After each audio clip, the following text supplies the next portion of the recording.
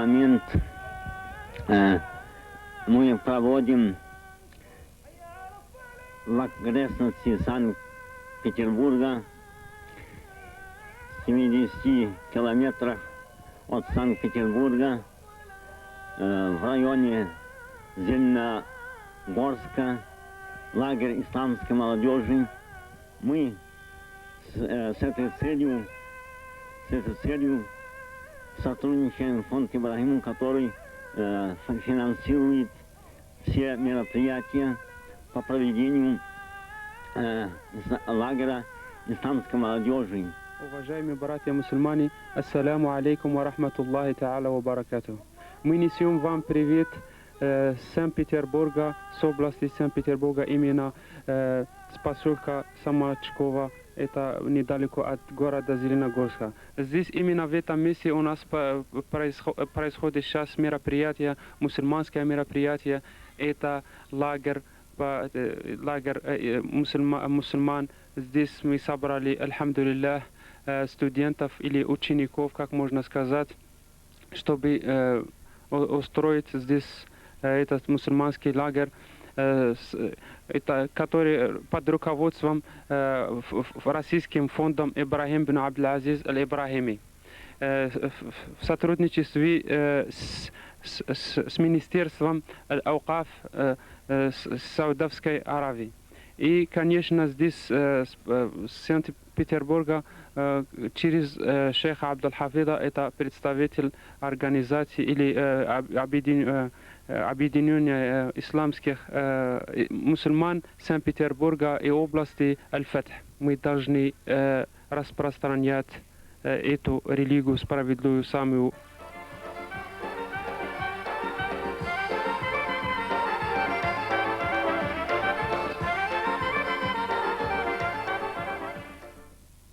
أعوذ بالله من الشيطان الرجيم. أعوذ بالله من الشيطان الرجيم. بسم الله الرحمن الرحيم. بسم الله الرحمن الرحيم. الحمد لله رب العالمين. الحمد لله رب العالمين. الرحمن الرحيم. مالك يوم الدين. مالك يوم الدين. إياك نعبد وإياك نستعين. إياك نعبد وإياك نستعين. اهدنا الصراط المستقيم. اهدنا الصراط المستقيم. صراط الذين أنعمت عليهم. صراط الذين أنعمت عليهم. دالش. غير المغضوب عليهم ولا الضالين. آمين. قل أعوذ برب الفلق. قل أعوذ برب الفلق. من شر ما خلق. من شر ما خلق. ومن شر غاسق إذا وقب. ومن شر غاسق إذا وقب. ومن شر النفاثات في العقد. ومن شر النفاثات في العقد. ومن شر حاسد إذا حسد. ومن شر حاسد إذا حسد. ألف باء تاء ثاء جيم حاء خاء دال ذال راء زاء سين شين صاد دال. Я об исламе узнал за эти 2 недели больше, чем за все мои 17 лет. Я еще хочу сказать, что я очень сильно изменился здесь. Мне всего лишь 17 лет, но я уже успел совершить почти все грехи, которые запрещает Аллах, и которые запрещаются Кораном. Но здесь я полностью изменился. Я чувствую в душе все эти изменения. Я уже знаю, что я никогда больше не совершу эти грехи, я встал на путь истинный.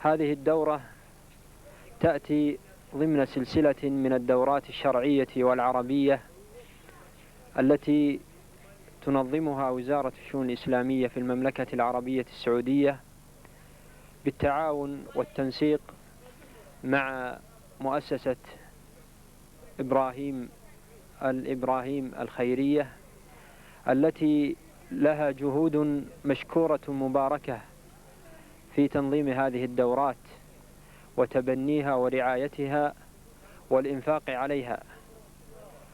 وقد لمسنا في هذه الدورة آثار ذلك، حيث اجتمع في هذه الدورة عدد من أبناء المسلمين من مختلف بلدان هذه المنطقة ليتلقوا أهم المهمات وأبجديات العلوم الشرعية والعربية.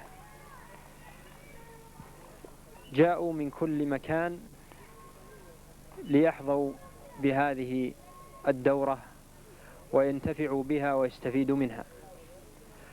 وقد تمثل نشاط هذه الدورة في العلوم الآتية: الأول القرآن الكريم، حيث نظم دروس يومية لجميع الطلاب في كتاب الله تعالى، قام فيه المدرسون وفقهم الله بتعليم هؤلاء الطلاب سورا من كتاب الله العزيز.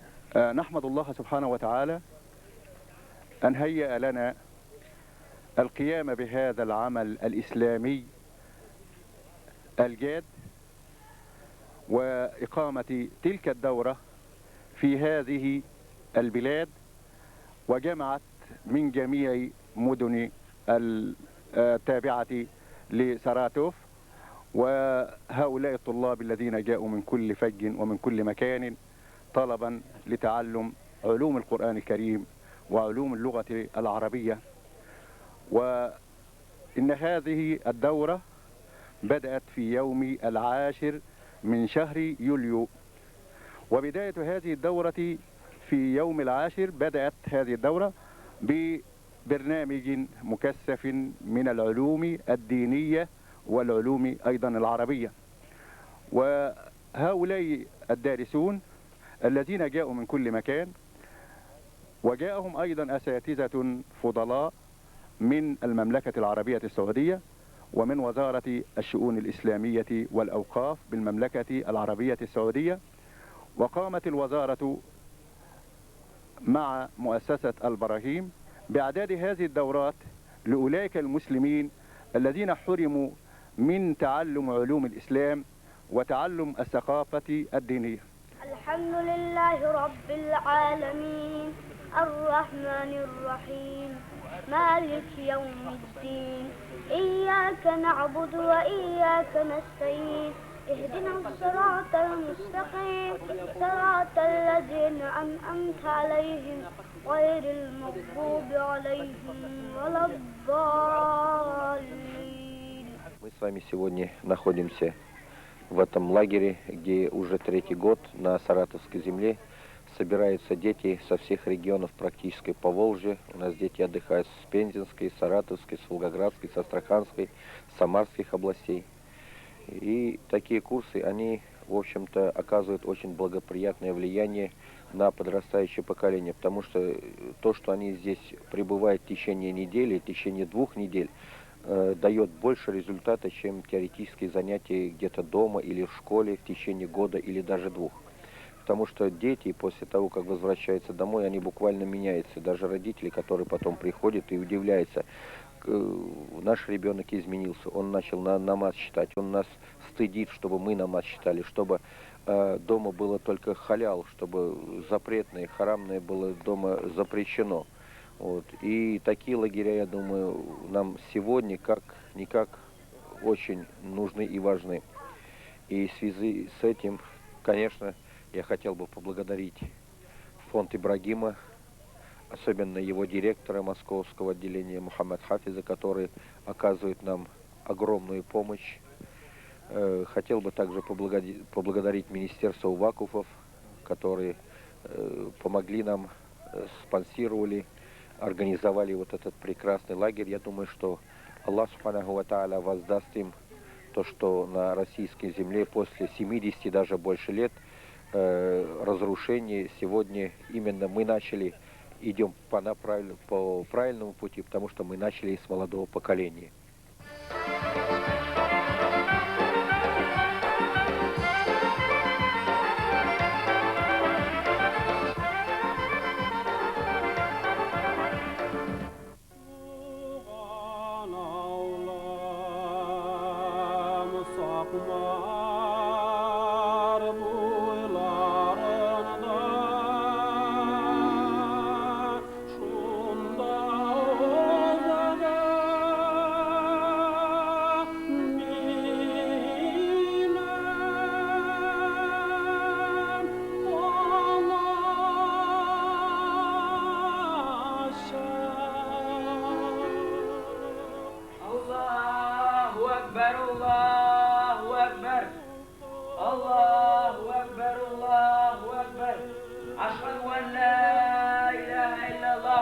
أعوذ بالله من الشيطان الرجيم بسم الله الرحمن الرحيم قل أعوذ برب الناس مالك الناس إله الناس من شر الوسواس الخناس الذي يوسوس في صدور الناس من الجنة والناس التحيات لله والصلوات والطيبات السلام عليك أيها النبي ورحمة الله وبركاته السلام علينا وعلى عباد الله الصالحين أشهد أن لا إله إلا الله وأشهد أن محمدا عبده ورسوله.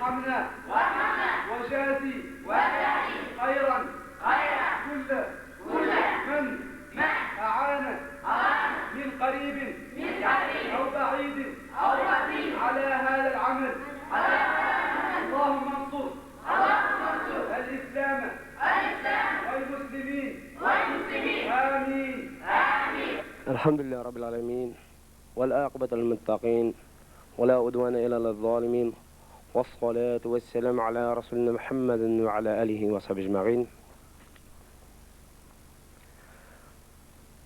Вот, я являюсь имам Мухтасимом Давлеканского и Алшейского районов. Меня назначили 3 месяца тому назад, только за это время, конечно, были и трудности. Иншаллах, Аллах помогает тем, которые стараются ради Аллаха, пути к Аллаху. Иншаллах, я вот сам окончил этот медресе Агидель. За 2 года, альхамдулилля, здесь нам дали знания, которые нам очень помогают в будущем работе. Вот, когда по телеграмме нас вызвали, этот медресе, лагерь, исламский лагерь. Сам, я с собой и Шакирдов с собой взял сюда студентов. Здесь, иншаллах, я встретил хазратов Джайляни, хазрата Мухаммад, Анвар хазрат, Усама, Марван хазрат. Они мне очень понравились. Очень хорошие преподаватели, которые вот приехали из Саудовской Аравии. Они нам очень понравились. ونواصل ما بدأناه في باب التوسل وقد بينا لكم أن التوسل نوعان نوع مشروع ونوع بدعي وبينا لكم أن التوسل المشروع 3 أنواع. Бисмиллахир-рахманир-рахим. Как мы продолжим вот наш урок при таwaссул. И мы вам сказали, что таwaссул разделяется на 3 части. Вот таwaссул по имени Аллаха и его вот сифат, характер или свойства. И сказали еще вот таwaссул по дуа, или просит дуа у хорошего человека. И еще вот просит Аллах, вот чтобы человек остается ближе к Аллаху, таwaссул по хорошим делам, которые человек совершил в жизни. Приехал из Челябинска, с центра Южного Урала. Я, конечно, имею образование очень маленькое, только у меня начало. Я самоучкой начинал, но то, что я сейчас получил за эти 15 дней, очень мне помогло. Я многое узнал. И очень просто мне глаза открыла вся эта учеба. Когда мы получили письмо генерального директора Российского фонда господина Мухаммеда Хафиза о его желании за счет фонда Ибрагима организовать лагерь у нас на территории Республики Башкортостан для 100 детей, мы такое сообщение встретили очень благожелательно. Мы, я имею в виду, и президент республики, и государственный секретарь, премьер-министр, в общем, руководство республики. И посоветовались с представителями этого фонда, пришли к выводу, что лучше всего было бы организовать этот лагерь за городом, чтобы ребята сумели побыть на природе, около реки, на свежем воздухе, с хорошим питанием. И желательно дети-сироты. Поэтому подобрали из детского дома номер 1 и детей, находящихся под опекунством. Я считаю, что дело это очень хорошее. На мой взгляд, организация такого лагеря ведь не только способствует приобщению молодых парней к основам одной из величайших мировых религий ислама, но и способствует сближению людей.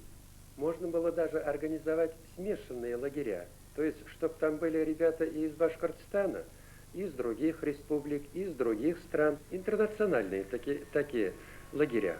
Я считаю, что это дело очень полезное, и хочу только выразить благодарность генеральному директору, господину Мухаммеду Хафизу и фонду Ибрагима за организацию такого замечательного, благотворительного, милосердного дела.